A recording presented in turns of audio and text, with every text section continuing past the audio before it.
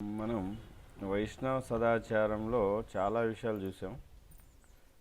ఇప్పుడు వైష్ణవుని దేహం దేవాలయం అనేది చూద్దాం. అంటే ముఖ్యంగా మనం వైష్ణవుడు అని ఎప్పుడైతే అంటున్నామో వాళ్ళలో కొన్ని లక్షణాలు ఉండాలి. ఏమిటంటే అవి కృష్ణుడి దేవాదేవుడు అనే పూర్తి విశ్వాసం, మరియు కృష్ణుడినే ఆరాధించడం, హరినామం చేస్తూ ఉండడం, ప్రసాదం తీసుకోవడం, ఈ విధమైన లక్షణాలు కలిగిన వాళ్ళ గురించి మాట్లాడుతున్నాం. అంతేగాని ఊరికే ఒక మాల జపం చేసేవాడిని లేదా ఇప్పుడే కొత్తగా వచ్చిన వాళ్ళ గురించి కాదు చెప్పేది ఇక్కడ వైష్ణవుడు అంటే. కాబట్టి ఈ వైష్ణవుడి యొక్క దేహం దేవాలయం అని ఎలా అంటామంటే అనేక విధాలుగా మనం చెప్పొచ్చు దీన్ని. ఎందుకంటే తిలక ధారణ గురించి మనం చెప్పుకున్నాం మొదట. అంటే 12-13 చోట్ల తిలకం పెట్టడం కూడా ఈ యొక్క దేహం అనేది ఏదైతే ఉందో దేహం లోపల ఆత్మ మరియు భగవంతుడు ఇద్దరు ఉంటారు. కాబట్టి భగవంతుడు ఎక్కడైతే ఉంటాడో అది దేవాలయం. కనుక దేవాలయాన్ని మనం అలంకరిస్తున్నట్లుగా మనం చెప్పుకున్నాం. ఇక్కడ వైష్ణవుడి దేహాన్ని దేవాలయం ఎలా చూస్తామంటే మరొక వైష్ణవుడికి మనం ప్రణామం చేస్తాం, వాంఛాకల్పతరుభ్యస్య అని.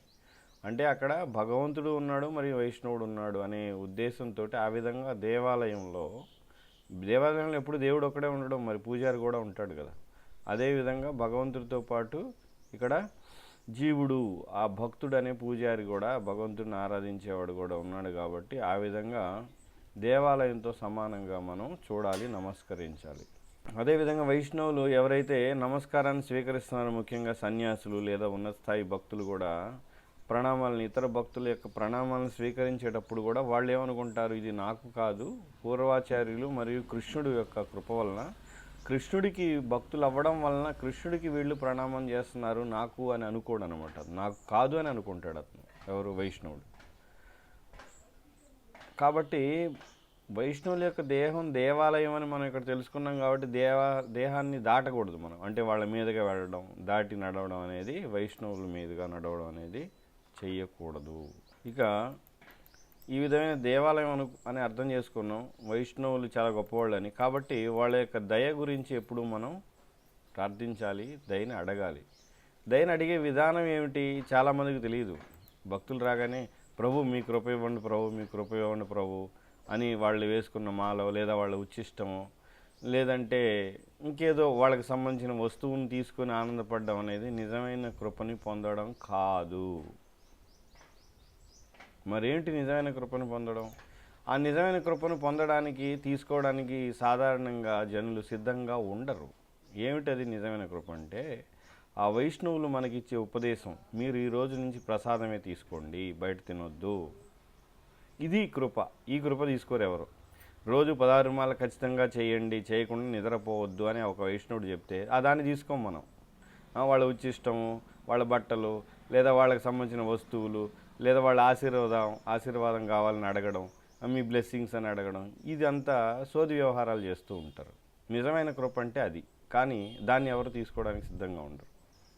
అంటే అలా నీ ఉచ్చిష్టం ఇవన్నీ తీసుకోవద్దని నేను అనడం లేదు, అవి ముఖ్యమే. అంతకంటే ముఖ్యమైనవి వైష్ణవుల యొక్క ఉపదేశాలు, ఆదేశాలు, వాళ్ళ యొక్క శిక్షణ. అది నిజంగా వైష్ణవుల యొక్క కృపను తీసుకోవడం అంటే. కాబట్టి వాళ్ళ దయకై, వాళ్ళ కృపకై ఎప్పుడు మనం ప్రార్థించాలి, ఎదురు చూడాలి. కానీ ఆ కృపను ఈ విధంగా తీసుకోవాలి. ఏ విధంగా? వాళ్ళ యొక్క ఉపదేశాల రూపంలో తీసుకోవాలి. వాళ్ళు ఏదైతే మనకు చెబుతారు ఇది చేయండి అని, అదే వాళ్ళ యొక్క కృప.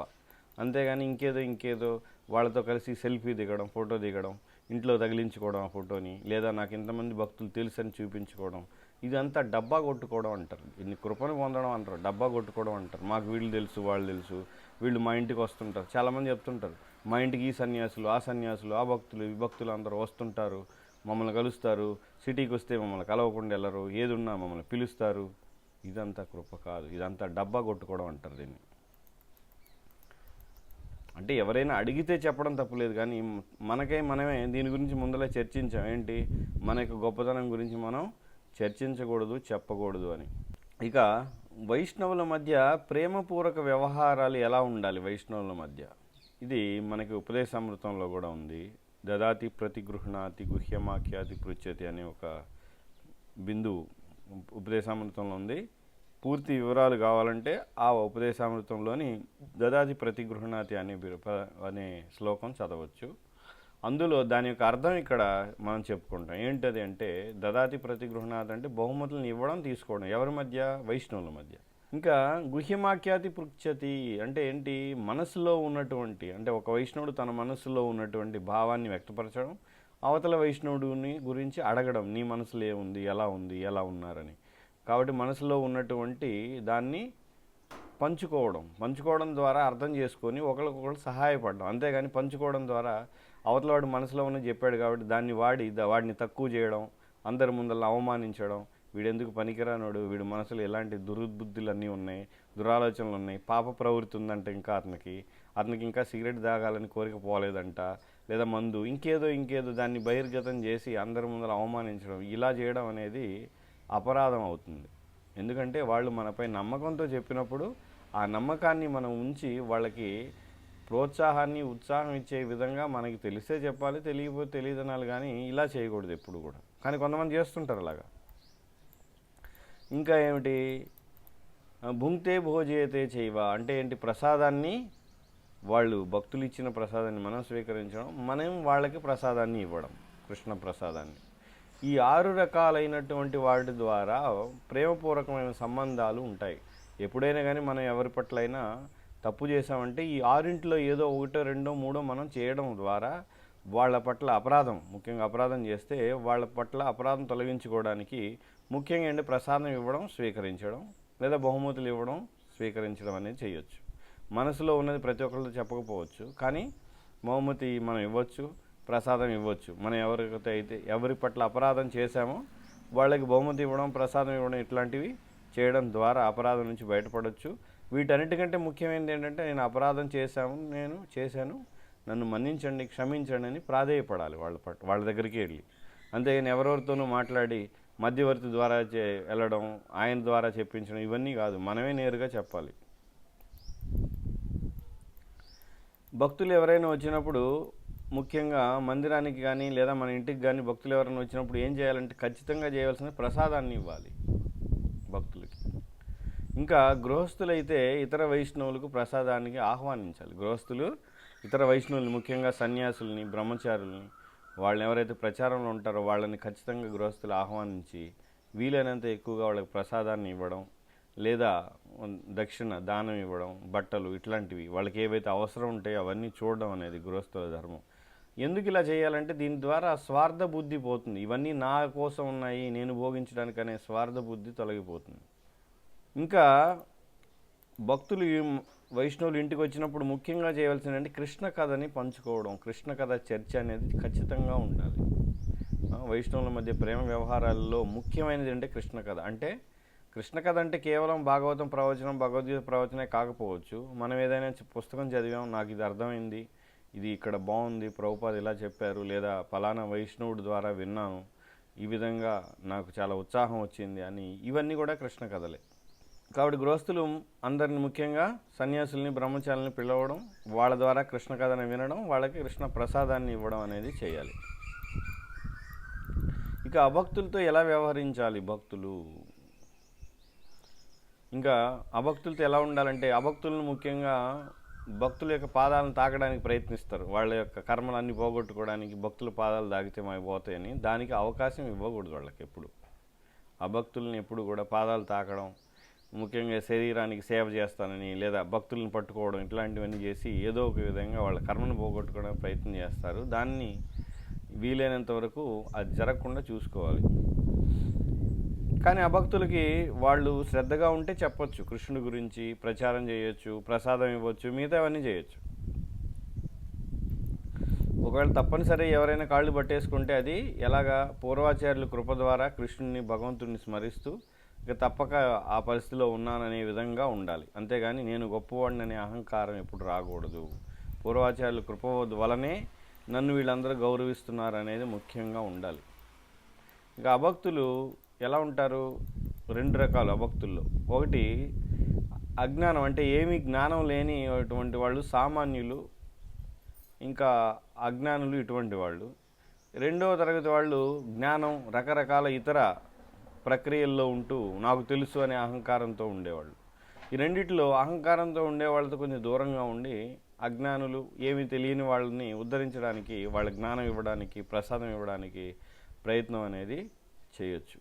ఇంకా ఆచార్యుల యొక్క కృప, గురువుల సాంగత్యం, ఉన్నత వైష్ణవుల సాంగత్యం వాళ్ళకి కలిగే విధంగా కూడా చూసుకోవాలి ఆ భక్తులకి. అంటే ముఖ్యంగా మనం చుట్టూ ఉన్న బంధువులు, స్నేహితులు, మిత్రులు, మనకు తెలిసిన వాళ్ళు, పక్కింటి వాళ్ళు రకరకాలు ఉంటారు. వాళ్ళలో అమాయకంగా ఉన్నవాళ్ళు, తెలుసుకోవాలనుకునే వాళ్ళు, జిజ్ఞాస కలిగిన వాళ్ళు, అపరాధ ధోరణి లేని వాళ్ళు, అంటే వైష్ణవుల పట్ల అపరాధం లేదా వైష్ణవులు తిట్టడం, నిందించేవాళ్ళు కాని వాళ్ళందరినీ కూడా వాళ్ళకి అవకాశం ఏదో ఒక విధంగా కల్పించాలి.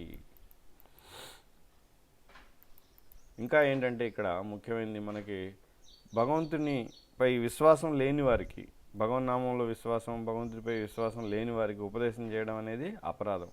కాబట్టి ఈ విధంగా ఏ విశ్వాసాన్ని చూపని వాళ్ళకి కృష్ణుడి గురించి ఉపదేశం ఇవన్నీ కూడా మనం చేయకూడదు. ఇక అభక్తుల్ని ఎలా పలకరించాలి? మనందరికీ తెలుసు. మనం సాధారణంగా ఏ విధంగా పెద్దవాళ్ళు అయితే నమస్కారం లేదా హరే కృష్ణ అని చెప్పడం, చిన్నవాళ్ళు అయితే ఎలా ఉన్నారు, ఈ విధంగా ఇది సాధారణంగా అభక్తులతో ఉండాలి. కానీ అభక్తులతో వీలైనంత తక్కువ సాంగత్యం, అంటే ఎక్కువ సమయాన్ని గడపకుండా చూసుకోవడం చాలా ముఖ్యం. ఇంకా అభక్తులు ఎవరైనా ఆధ్యాత్మిక గురువుని, శాస్త్రాన్ని, కృష్ణుడిని, కృష్ణుడి నామాన్ని నిందిస్తూ, తిడుతూ లేదా భక్తుల్ని దూషిస్తూ ఉంటే ఆ ప్రదేశం నుండి వెళ్ళిపోవాలి, లేదా వాళ్ళని మనం మాటల ద్వారా ఆపగలిగే స్థితిలోనే ఉండాలి. అంతేగాని అక్కడే కూర్చొని వినడం వలన మనం కూడా అపరాధం చేసిన వాళ్ళం అవుతాం. మనకు కూడా భక్తి పట్ల, భగవన్నామం పట్ల శ్రద్ధ అనేది తగ్గిపోతుంది. ఇది ఇప్పటివరకు సాధారణంగా ఇవన్నీ అంటే మనం బాహ్యమైన విషయాలు, తిలకము, ప్రసాదం ఇవన్నీ చూసాం. ఇప్పుడు చాలా ముఖ్యమైన అంశం ఏంటంటే మన యొక్క సాధన ఏ విధంగా, సదాచారంలో సాధన ఎలాంటి పాత్ర పోషిస్తుందంటే, సదాచారంలో చాలా ముఖ్యమైనది, వైష్ణవ సదాచారంలో ముఖ్యమైనదే సాధన. అన్నిటికంటే ముఖ్యమైనది, ఇప్పటివరకు చెప్పిన వాటి అన్నిటికంటే కూడా చాలా ముఖ్యమైనది ఏంటంటే సాధన. ఈ సాధనకు సంబంధించి రూపగోస్వామి భక్తిరసామృత సింధువులో 64 అంగాలు ఇచ్చారు. 64 అంగాలు. 64 అంగాలు అంటే ఏమిటవి అంటే, భక్తి పట్ల శ్రద్ధ కలిగి ఉండడం, భగవన్నామం చేయడం, ఆధ్యాత్మిక గురువుని ఆశ్రయించడం, ఆయన నుండి దీక్ష తీసుకోవడం, విగ్రహారాధన, కీర్తన చేయడం, వైష్ణవులకు సేవ చేయడం, శ్రవణం చేయడం, జపం చేయడం, ఇలా మొత్తం 64 అంశాలు ఉన్నాయి అందులో ప్రధానమైనవి 5 అని చైతన్య మహాప్రభు చెప్పారు. ఏమిటి 5 అంటే, హరే కృష్ణ జపించడం, తర్వాత భక్తుల సాంగత్యంలో ఉండడం, తర్వాత భాగవత శ్రవణం లేదా చదవడం, అదేవిధంగా శ్రీ విగ్రహ ఆరాధన, ధామవాసం అంటే తీర్థక్షేత్రాలు, బృందావనం, మాయాపూర్, మధుర, ద్వారక లాంటి క్షేత్రాల్లో ఉండడం.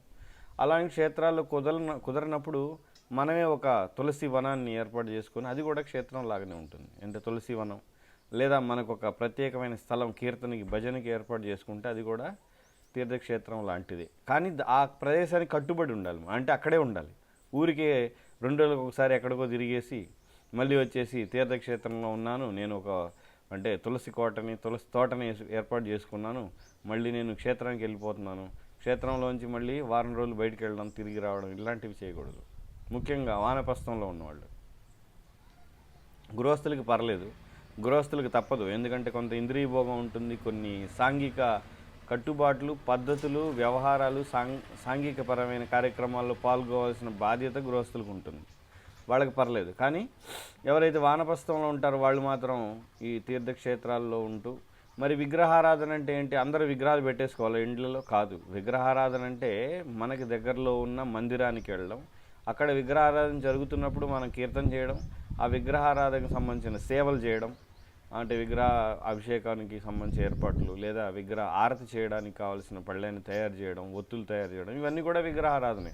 చాలామంది ఏమనుకుంటున్నారంటే, ఇప్పుడు ఇస్కాన్లో చాలామంది సెంటిమెంటల్గా తయారవుతున్నారు. అందరూ అసలు మన సంప్రదాయంలో పెట్టకూడని విగ్రహం ఏంటంటే లడ్డు గోపాల్. కానీ చాలామంది లడ్డు గోపాలను తెచ్చేసుకొని మాకు లడ్డు గోపాల్ ఉన్నాడు అంటారు. ఎవరు చెప్పారు లడ్డు గోపాలను తెచ్చుకోమని? మీరు ఎవరైనా గురువుని అంటే గురువు యొక్క అనుమతి తీసుకొని విగ్రహాన్ని పెట్టారా? లేదు కదా. గురువు అనుమతి లేదు, ఏం లేదు. నీకు నచ్చింది నువ్వు పెట్టేసుకున్నావు. అంటే నీకు నచ్చినప్పుడు నువ్వు పూజ చేస్తావు, నచ్చినప్పుడు అభిషేకం చేస్తావు, లేదంటే చెయ్యవు. కాబట్టి విగ్రహారాధన అనేది అలా ఉండకూడదు, దానికి కొంత పద్ధతి అనేది ఉండాలి. ఇంకా పుణ్యక్షేత్రాల్లో ఉండడం, ఈ 5 జపం చేయడం, భక్తుల సాంగత్యం, శ్రవణం, విగ్రహారాధన, ధామవాసం, ఈ 5 ముఖ్యమైనది ఏమిటంటే సాంగత్యం. జపం చేయడం కూడా కాదు, భక్తుల సాంగత్యం ముఖ్యం. సాంగత్యం ఉంటే జపం చేయడం, శ్రవణం అన్నీ మెల్లగా వచ్చేస్తాయి, మన జీవితంలో ప్రవేశిస్తాయి. కానీ సాంగత్యాన్ని వదిలేస్తే మన జీవితంలో మనం రోజు చేసే జపం, నైవేద్యం అన్నీ వదిలేస్తాం మెల్లమెల్లగా, ఎప్పుడైతే సాంగత్యం దూరం అవుతుందో. కాబట్టి ఈ సదాచారంలో చాలా ముఖ్యమైనది ఏంటంటే వైష్ణవుల సాంగత్యాన్ని వదలకుండా ఉండడం. అంటే కనీసం వారానికి ఒకసారైనా భక్తుల్ని తప్పనిసరిగా కలవాలి, వినాలి, శ్రవణం చేయాలి, కలిసి కీర్తన ప్రసాదం అనేది స్వీకరించడం చెయ్యాలి. మనం ఇక్కడ 5 అంశాలు చెప్పుకున్నాం. 5 ముఖ్యమైనది ఏమిటి అంటే వైష్ణవ సాంగత్యం. ఎప్పుడైతే సాంగత్యంలో మనం ఉన్నాక మనకి అందులో ముఖ్యమైనది ఏంటంటే జపం ఎంత ప్రధానమైందంటే శ్రీల ప్రభుపాద చెప్తారు, 99% ఆధ్యాత్మిక పూర్వాభివృద్ధి అనేది జపం పైన ఆధారపడి ఉంటుంది అని. కాబట్టి మన దినంలో అంటే ప్రతి రోజులో ఏది చేసినా చేయకపోయినా ఖచ్చితంగా చేయవలసింది ఏంటంటే 16 మాలలు జపం అయిపోయినా ఖచ్చితంగా పాటించవలసింది ఏంటంటే ప్రసాదాన్ని మాత్రమే స్వీకరించడం, తర్వాత శ్రవణం చేయడం, ఇంకా వీటన్నిటికంటే ముందు వీలైతే మంగళారతిలో పాల్గొనడం లేదా బ్రహ్మముహూర్తంలో నిద్రలేగవడం. ఇవన్నీ కూడా చాలా ముఖ్యమైనవి. అందులో జపం చాలా ముఖ్యమైనది. అంటే ఎట్టి పరిస్థితుల్లో కూడా మనం తినకుండా అయినా నిద్రపోవాలి, కానీ జపం చేయకుండా నిద్రపోకూడదు. కానీ అంత శ్రద్ధ కలిగినటువంటి భక్తులు చాలా తక్కువగా ఉంటారు. ఎందుకంటే నేను చాలామంది చూస్తాను, ముఖ్యంగా గృహస్థులు, మాకు ఎక్కడ ప్రభు కుదరదు ప్రభు, టైం లేదు ప్రభు, బిజీ ప్రభు, ఉద్యోగం ప్రభు, వ్యాపారం ప్రభు, ఇవన్నీ ప్రభు అది ఇది అని చెప్తారు. కానీ 3 పూట్ల తినడం మానడవాడు, ఎక్కడున్నా తింటాడు, కానీ జపం మాత్రం వదిలేస్తాడు. ఇంకా వాడికి శ్రద్ధ ఎలా ఉందో ఊహించవచ్చు. అదేం పెద్ద మంచిది కాదు. ముఖ్యంగా దీక్ష స్వీకరించిన వాళ్ళు ఖచ్చితంగా జపం చేయకుండా నిద్రపోవడం అంటే వాళ్ళు గురువుకి ఇచ్చిన మాటని ఉల్లంఘించడం. ఇంకా ఈ నామ జపం చేస్తున్నప్పుడు అపరాధాలు జరగకుండా దీక్ష తీసుకున్న వాళ్ళందరికీ కూడా ఖచ్చితంగా 10 నామాపరాధాలు నిద్రలో లేపి అడిగినా కూడా చెప్పగలిగే స్థితిలో ఉండాలి. మిగతా ఏవి గుర్తుండకపోయినా పర్లేదు, కానీ దీక్ష తీసుకునే వాళ్ళకి ఖచ్చితంగా నామాపరాధాలు వచ్చి ఉండాలి. అవి రాకుండా దీక్ష తీసుకోవడం అంటే ఇంకా దానికి అర్థమే లేదని చెప్పొచ్చు. ఎందుకంటే నామం పట్ల అపరాధాలు ఏమిటో తెలియకపోతే మనం ఖచ్చితంగా నామాపరాధాలు చేస్తాం. కాబట్టి తెలుసుకొని ఉండాలి, నామం పట్ల అపరాధం లేకుండా జపం చేయాలి. కాబట్టి జపం చాలా ముఖ్యమైనది కనుక మనం ఉదయం నిద్రలేచిన వెంటనే మంగళారతి తర్వాత చేయవలసింది ఖచ్చితంగా జపం. ఒకవేళ మంగళారతి కుదరకపోయినా బ్రహ్మముహూర్తంలో లేచి స్నానం చేసి ఖచ్చితంగా జపం చేయాలి. ఎవరైతే బ్రహ్మముహూర్తంలో లెగవరో, ఉదయం జపం చేయరో, వాళ్ళ ఆధ్యాత్మిక జీవితం దాదాపు శూన్యమని అనుకోవచ్చు. దాదాపుగా ఇంకేమీ అంటే వాళ్ళ ఆధ్యాత్మిక జీవితంలో జీవం లేదు, వాళ్ళ ఆధ్యాత్మిక జీవనానికి జీవం లేదు. ఒకవేళ నడుస్తున్న అది జీవశవంలాగా ఉంటున్నట్లే. అంటే బ్రహ్మముహూర్తం లెగవడం, ఉదయం జపం చేయడం, ఇంకేం చేస్తాడు? ఎప్పుడో లేస్తాడు, తింటాడు, తిన్న తర్వాత ఎప్పుడో 16 మాలలో తిప్పుతాడు. ఉదయం కూడా మనం చేసేది తిప్పడమే, జపమేం చేయము సరిగ్గా. కానీ అదేదో ఉదయం లేచి తిప్పితే కొంచెం మంచిదనమాట. కానీ అలాంటిది అసలు ఉదయం లెగవకుండా, జపం చేయకుండా, ఏమి లేకుండా ఎప్పుడో చేస్తే ఇంకా ఆధ్యాత్మిక జీవితం దాదాపు అంటే మరణించిన స్థితిలో ఉందని చెప్పుకోవచ్చు, జీవశవంలాగా ఉందని చెప్పుకోవచ్చు. ఇంకా ఈ జపం చేసే సమయం ఎలా ఉండాలి? జపం చాలా ప్రత్యేకంగా ఉండాలి. ఆ సమయంలో ఇంకేది ఉండకూడదు. జపం తప్ప ఇంకేది వినపడకూడదు, ఏది కనపడకూడదు, ఏది ఆలోచించకూడదు. అలా చెయ్యాలి జపం అంటే. అలా జపం చేస్తేనే మన మనసు మన మాట వినదు. అలాంటిది జపం చేసే సమయంలో టీవీ చూడడం, వార్తలు చూడడం, లేదా ఫోన్ చూడడం, ఇంటి బయటికి చూడడం, చుట్టూ తిరుగుతూ ఇంటి చుట్టూ ఏముంది, లేదా టెంపుల్లో మందిరంలో ఏముంది, ఆ గోడ మీద ఏముంది, ఈ మూలలో ఏ ప్రసాదం మిగిలి ఉంది, ఇట్లాంటివి చేస్తే ఆ జపానికి ఇంకా విలువే లేదని చెప్పుకోవచ్చు. కాబట్టి జపం చేస్తున్నామంటే అర్థం ఏంటి? కృష్ణుడితో ప్రత్యక్ష సంబంధంలో ఉన్నాం, కృష్ణుడి నామాన్ని ఉచ్చరిస్తున్నాం, కృష్ణుడితో మాట్లాడుతున్నాం, కృష్ణుడిని ప్రార్థిస్తున్నాం. ఏమని? నీ యొక్క సేవలో ఉంచు, నన్ను రాధాకృష్ణుల యొక్క సేవలో ఉంచమని వాళ్ళని మనం ప్రార్థిస్తున్నామని ప్రభుపాద చెప్తారు. అంతేకాకుండా కృష్ణుడి నామం చేస్తున్నామంటే నేరుగా కృష్ణుడితో ఉన్నట్లే. నేరుగా కృష్ణుడితో ఉన్నప్పుడు మనం నేరుగా ఉంటే పక్కన విషయాల గురించి ఆలోచించడం, చూడడం, వాళ్ళని పిలవడం ఎలా చేయగలం? కానీ చేస్తాం. కారణం ఏంటంటే ఇక్కడ కృష్ణుడు నాతో ఉన్నాడు, నేను కృష్ణుడి నామాన్ని చేస్తున్నానంటే కృష్ణుడితో స్వయంగా నేను ఉన్నాననే విశ్వాసం మనకి లేకపోవడం. మనం ఇప్పుడు విన్నప్పుడు అనిపిస్తుంది కృష్ణుడితోనే ఉన్నాం కదా, నామమే కృష్ణుడు కదా. కానీ జపం చేస్తున్నప్పుడు తెలుస్తుంది నిజంగా మన మనసులో ఏముందనేది. జపం చేస్తున్నప్పుడు నిజంగా మనం ఆ విధంగా ప్రవర్తించాం. ఇంకా ఎలా ఉండాలి? తత్రమూలమేకం లౌల్యం. ప్రభుపాద చెప్తూ ఉంటారంటే కృష్ణ భక్తిని కానీ మనం పొందాలంటే దానికి చెల్లించవలసిన మూల్యం ఏంటంటే లౌల్యం అంటే విపరీతమైన ఆశ, విపరీతమైన కోరిక. ఏమిటి? కృష్ణుడి ప్రేమను ఎలాగైనా పొందాలి అనే విపరీతమైన కోరిక ఉండాలంట. ఎప్పుడైతే కృష్ణ ప్రేమ పొందాలని విపరీతమైన కోరిక ఉంది అని మనకి ఎలా అర్థమవుతుందంటే, ఎవరైతే జపం చేసే సమయంలో, ముఖ్యంగా జపం చేయడం చాలా నిష్టగా కూర్చొని పద్ధతిగా ఎవరైతే చేస్తూ ఉంటారో జపాన్ని, అప్పుడు వాళ్ళకి విపరీతమైన కోరిక, నిజంగా లౌల్యం, శ్రద్ధ ఉన్నట్లు. అలా కాకుండా తిరుగుతూ జపం చేయడం, ఏదో 4 మాలలు 3 మాలలు చేయడం, మళ్ళీ వదిలేయడం, నిద్రపోతూ జపం చేయడం, అశ్రద్ధగా చేయడం, ఇవన్నీ ఏంటంటే వాడికి భక్తి పట్ల శ్రద్ధ ఎక్కువగా లేదు అని అర్థం అన్నమాట. జపంలో ముఖ్యమైనది ఏమిటంటే 2. జపం చేసేటప్పుడు ముఖ్యంగా చేయవలసింది 2. 1 స్పష్టంగా ఉచ్చరించడం, 2 శ్రద్ధగా వినడం. ఈ 2 ముఖ్యమైనవి. కానీ దాదాపుగా ఈ 2 జరగవు ఎవరి విషయం. అంటే స్పష్టంగా ఉచ్చరించరు. హరే కృష్ణ కృష్ణ కృష్ణ కృష్ణ హరే రామ రామ హరే కృష్ణ కృష్ణ కృష్ణ కృష్ణ రామ రామ హరే హరే. అసలు అది మంత్రం కూడా కాదు. అది మంత్రాన్ని మింగేస్తుంటారు, కట్ చేస్తుంటారు, అక్షరాలని మార్చేస్తుంటారు. అసలు అది నోరు చెప్తుంటుంది అలాగా, ఏదో చెప్తుంటుంది నోరు. ఇంకా చెవులు అసలు వినవు, మనసు ఎక్కడో ఉంటుంది. కానీ అదే మన యొక్క సాధన. చాలామంది అనొచ్చు, మరి ఇది ఎవరికీ సాధ్యం కాని పని కదా, ఎవరు వినరు కదా, మనసు పెట్టలేరు కదా. కానీ మన సాధనే అది. మళ్ళీ మనసును తీసుకురావడం, వినడానికి ప్రయత్నం చేయడమే మన యొక్క సాధన.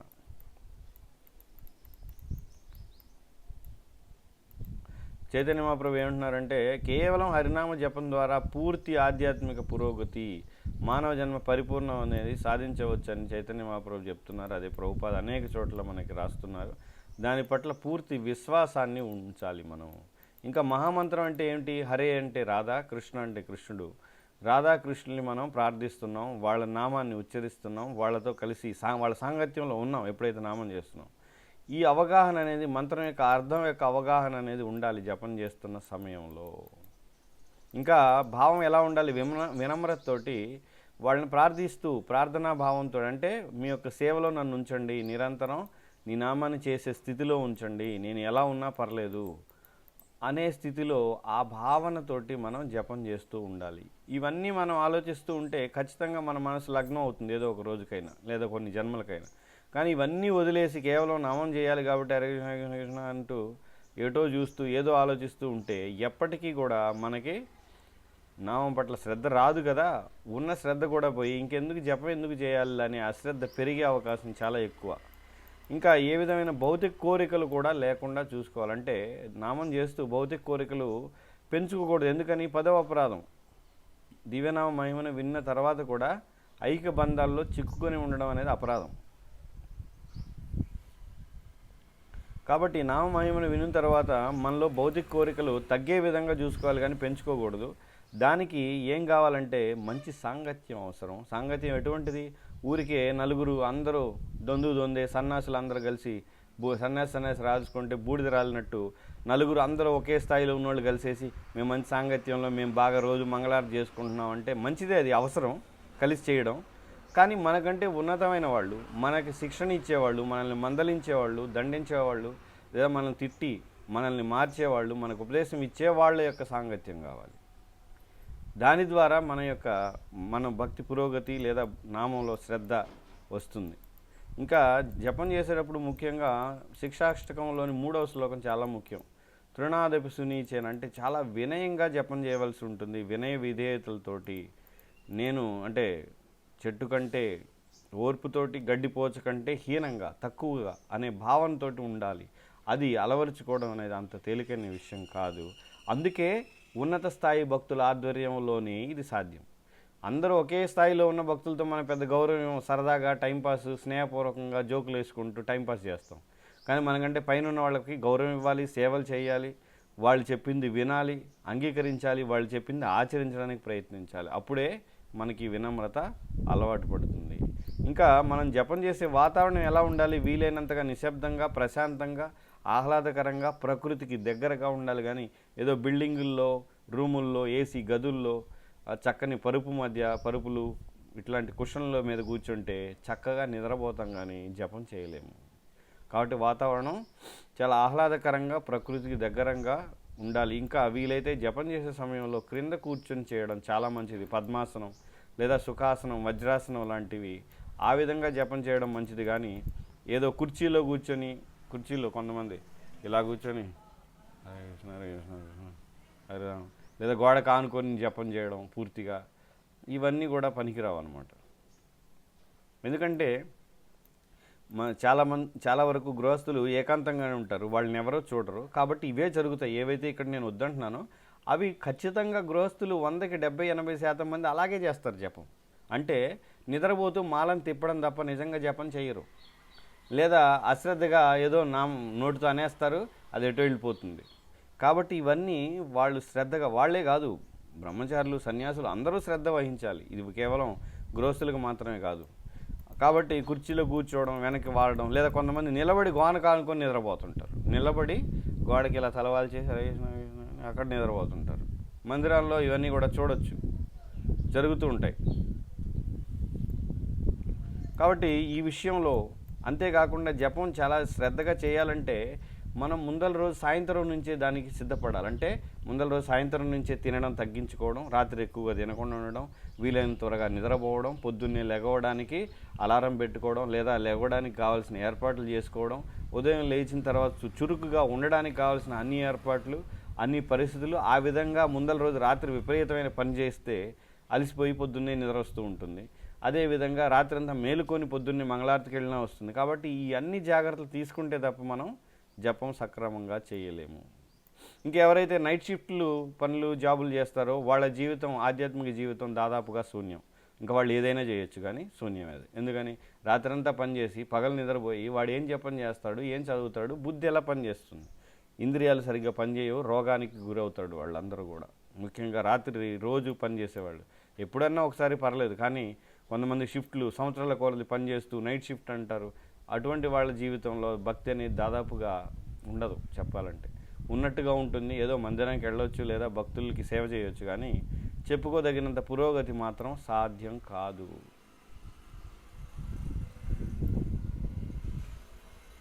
ఒకవేళ మనకి నిద్ర వచ్చిందనుకోండి, జపం చేస్తున్నాం, నిలబడి చేయడం లేదా వజ్రాసనంలో ఉండడం, లేదంటే ఈ విధంగా ఉండొచ్చు, లేదా తిరగవచ్చు. అది కూడా ఇక తిరుగుతూ జపం చేయడం అనేది చివరి దనమాట, అది చివరి అవకాశం, అంటే చివరిగా చేసేది అది. ఇంకా అది దాదాపు అందులో నాణ్యత ఏది లేదని చెప్పుకోవాలి. తిరుగుతూ చేసే వాళ్ళలో జపం దాదాపుగా ఉండదు.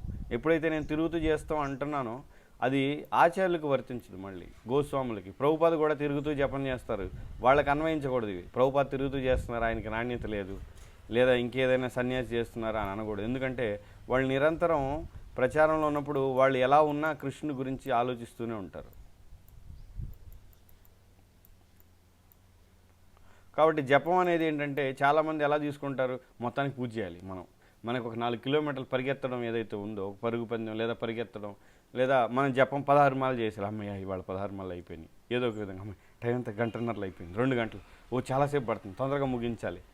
జపం అసలు ఇలా ఎప్పుడు చేయకూడదు. అలా చేస్తే అది దానివల్ల ఉపయోగం లేదు. ఎందుకంటే జపంలో శ్రవణం, కీర్తనం ప్రధానం. స్పష్టంగా ఉచ్చరించడం, వినడం ఇది చాలా ముఖ్యం అన్నమాట. కాబట్టి వీలైనంత వరకు ఈ శ్రద్ధ జపంలో ఉండాలంటే ఏం చేయాలి? అందుకే నేను చాలా వరకు ఏం చెప్తానంటే, నామామృతం అనే ఒక పుస్తకం ఉంది. ప్రతిరోజు ఉదయం అందులోంచి ఒక పారాగ్రాఫ్, అంటే నామామృతం పుస్తకం ఎలా తయారు చేశారంటే ప్రభుపాద రాసిన గ్రంథాల నుండి హరినామాన్ని ఎక్కడెక్కడ కీర్తించబడిందో, భాగవతం, చైతన్య చరితామృతం, అవన్నీ కూడా సంకలనే నామామృతం. కాబట్టి దాన్ని రోజు ఒక పేరా లాంటిది చదవడం ద్వారా చాలా ఉత్సాహం వచ్చే అవకాశం ఉంది. ఇంకా జపంలో ఉన్న అనుభవాల్ని, ఏదైతే జపంలో ఉన్న లోపాలని ఎవరికి వాళ్ళు ఆత్మపరిశీలన చేసుకోవాలి. వాళ్ళ యొక్క శిక్షా గురువుతోటి, శిక్షణ ఇచ్చే వాళ్ళతోటి చర్చించడం, అది ఎలా అభివృద్ధి చేసుకోవాలి, ఎలా ఇంకా చక్కగా నాణ్యత పెంచాలనేది ఆలోచన ఎప్పుడు జరుగుతూ ఉండాలి.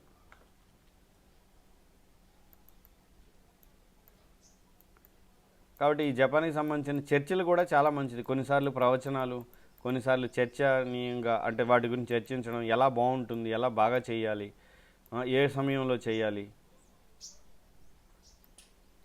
జపం ఎప్పుడు బాగా చేయగలం? ఉదయం బ్రహ్మముహూర్తం. ఎలా చేయాలి? వీలైనంత వరకు గట్టిగా చేయడం మంచిది. జపం ఎలాగా, కొంతమంది చేపల్లాగా అలా అలా నోరు కదుపుతూ పెదాలు కదుపుతూ ఉంటారు, శబ్దం రాదు. అది మంచిది కాదు. బాగా అభివృద్ధి అంటే ముఖ్యంగా బాగా భక్తిలో పురోభివృద్ధి చెందిన సన్యాసులు ఇలాంటి వాళ్ళు చేసినా పర్లేదు, కానీ వాళ్ళు కూడా దాదాపు చేయరు. ఎందుకంటే కనీసం పక్కనే వాళ్ళు పక్కకి వెళ్తే మనకి శబ్దం వినపడుతుంది. అంటే వాళ్ళ వినేంత అయినా జపం యొక్క శబ్దం అనేది ఉండాలి. అంతేగాని అసలు పూర్తిగా చాలామంది ఏం చేస్తారు, అసలు శబ్దం రాకుండా చేస్తారు. అదంతా కూడా వాళ్ళు మోసం చేసుకున్నట్లే. శబ్దం లేకుండా జపమే ఉంటుంది అక్కడ, ఏం వింటాం మనం? కాబట్టి ఖచ్చితంగా శబ్దం ఉండాలి. వీలైనంతగా శబ్దం చేస్తూ ఇంకా బిగ్గరగా చేస్తే ఇతరులకు కూడా ఉపయోగపడుతుంది. ఇంకా కొంతమంది ఏం చేస్తారు, భగవన్నామం చేస్తున్నప్పుడు కృష్ణుని ఊహించుకోవడం, విగ్రహాల ముందర కళ్ళుతో విగ్రహాలను చూస్తూ ఉండడం, ఫోటోని చూడడం, ఇవంతా కూడా సరైనది కాదు. కానీ అప్పుడే జపం మొదలుపెట్టే వాడికి పర్లేదు అవన్నీ. ఈరోజే జపం లేదా జపం మొదలుపెట్టి 2-3 నెలలు అయిన వాడికి ఎలా చేసినా పర్లేదు. కానీ సంవత్సరాల తరబడి జపం చేసిన తర్వాత కూడా విగ్రహాలను చూడడం, ఫోటో చూడడం, నామం చూడడం, ప్రభుపాద ఆడియో పెట్టుకొని దాంతోపాటు జపం అనేది జపం కానే కాదు. వేరే ఏదో వింటూ చేసేది జపమే కాదు. అందులో ప్రభుపాద జపం వింటూ చేసేది కూడా జపం కాదు. ఎందుకంటే జపం అంటే మనం నోటితో ఉచ్చరించడం, చెవులతో వినడం, ఇది జపం.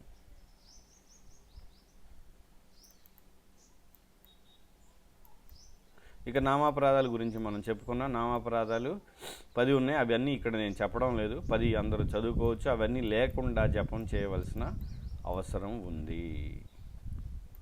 ఇంతటితో ఆపుతున్నాను.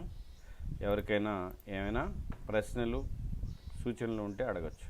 ఇప్పుడు మనము అపరాధాలు చేస్తుంటామని చెప్పారు కదా ప్రభు, అంటే కొత్త భక్తులు ఎవరైనా భక్తిలోకి ఇప్పుడిప్పుడే వచ్చిన వాళ్ళకి మనం ఏదైనా చెప్పడం వల్ల కూడా వాళ్ళు కొంచెం బాధపడితే వాళ్ళని ఎలా చేయాలి, అంటే ఎలా మళ్ళీ వాళ్ళ దగ్గర నుంచి నమ్మకాన్ని పొందుతాం ప్రభు, అంటే వాళ్ళని ఎలా కన్విన్స్ చేస్తాం ప్రభు?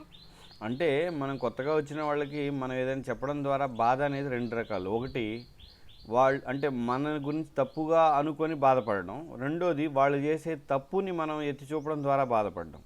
కాబట్టి రెండోది మంచిదే. అంటే వాళ్ళలోని తప్పుని మనం ఎత్తి చూపినప్పుడు వాళ్ళు బాధపడితే నాలో ఈ తప్పు ఉంది కదా అని బాధపడడం వాళ్ళకి అవసరం. కానీ మొదటిది అంటే మన పట్ల తప్పుడు అభిప్రాయంతో ఏంటి వీళ్ళు ఎంత కోపిష్ట, ఇలా ఎందుకు ప్రవర్తించారని అది లేకుండా చూసుకోవడం అవసరం. అది లేకుండా చేయాలి మనం ఇప్పుడు ప్రచారం.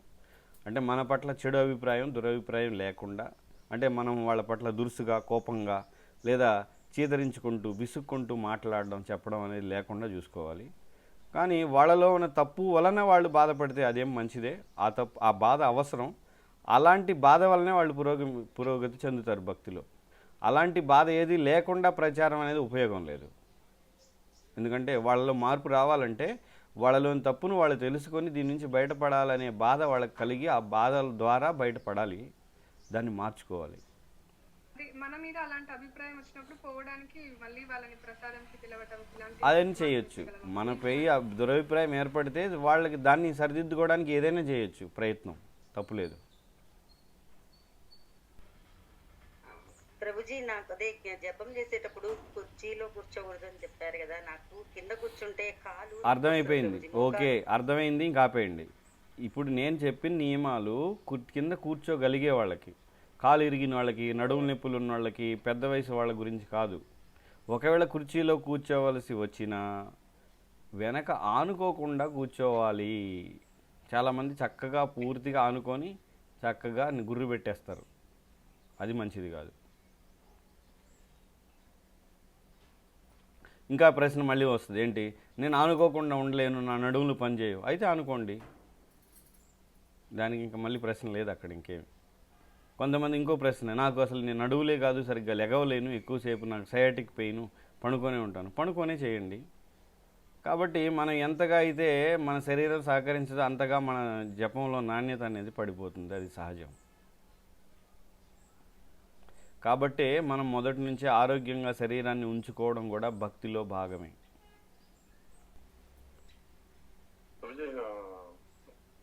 ప్రభువుని చెప్పాక మన అధ్యక్షులు తీసుకున్నాక ఆ టైంకి జపం చేయకపోవడం, అశ్రద్ధగా ఉండటం అయ్యి అపరాధం చేయడం అవుతుందండి గురువుకి. అంతే కదా, ముఖ్యంగా అశ్రద్ధగా జపం చేయడం కాదు అపరాధం, అశ్రద్ధగా ఎలాగో చేస్తాం, జపమే చేయకపోవడం పూర్తిగా. హరే కృష్ణ. పూర్తిగా జపం ఆపేయడం, జపం చేయకుండా ఉండడం అపరాధం. అంటే అపరాధం కాదు, గురువు యొక్క ఆజ్ఞని ఉల్లంఘించిన వాళ్ళం అవుతాం. ఉల్లంఘించడం. అది మూడో అపరాధం. ఉల్లంఘించడం అపరాధం అవుదా? ఖచ్చితంగా మూడో అపరాధం అదే కదా, ఆధ్యాత్మిక గురువు ఆదేశాలని ఉల్లంఘించడం. రైట్. ఇంకా లేకపోతే ముగిద్దాం. శ్రీ చైతన్య మహాప్రభుకి జై, శ్రీల ప్రభుపాదకి జై.